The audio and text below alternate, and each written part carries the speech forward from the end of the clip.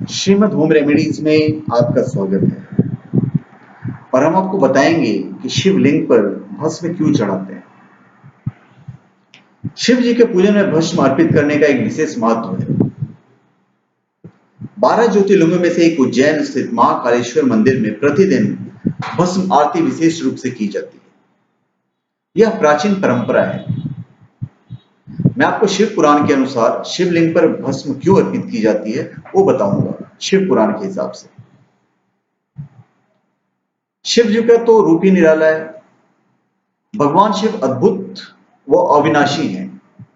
भगवान शिव जितने सरल हैं उतने ही रहस्यमयी भी हैं।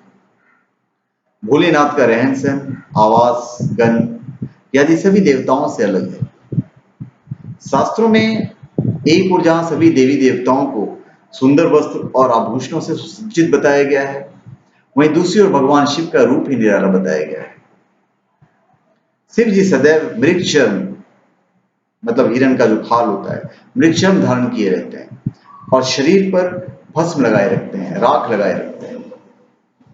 अभी भस्म का जो रहस्य है वो मैं आपको बताता हूं। शिव जी का प्रमुख भस्म जो है, एक्चुअली उनका जो प्रमुख वस्त्र है वो भस्म है, यानी राख है, क्योंकि उनका पूरा शरीर भस्म से ढका रहता है। शिव पुराण के अनुसार भस्म सृष्टि का सार है। एक दिन संपूर्ण सृष्टि इसी राख के रूप में परिवर्तित हो जानी है। ऐसा माना जाता है कि चारों युग, सतयुग, त्रेता युग, द्वापर युग और कलयुग, इन सब के बाद इस सृष्टि का विनाश हो जाता है और पुनः सृष्टि की रचना ब्रह्मा जी द्वारा की जाती है। यह क्रिया लगातार चलती रहती है। इस सृष्टि का सार भस्म यानी राख को शिव जी सदैव धारण किए रहते हैं।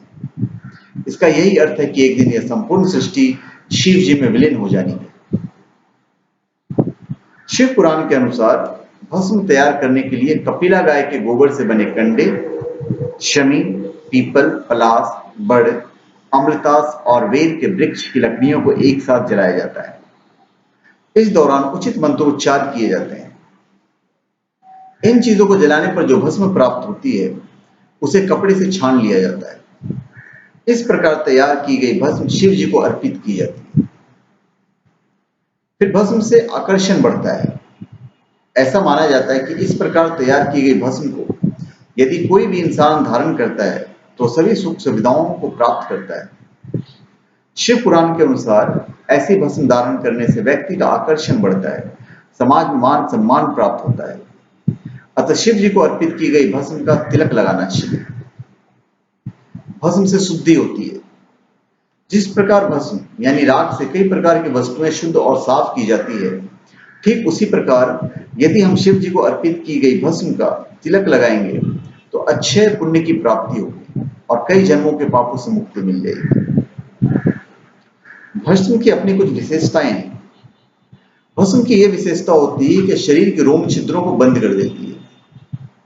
इसे शरीर पर लगाने से गर्मी में गर्मी और सर्दी में सर्दी नहीं लगती।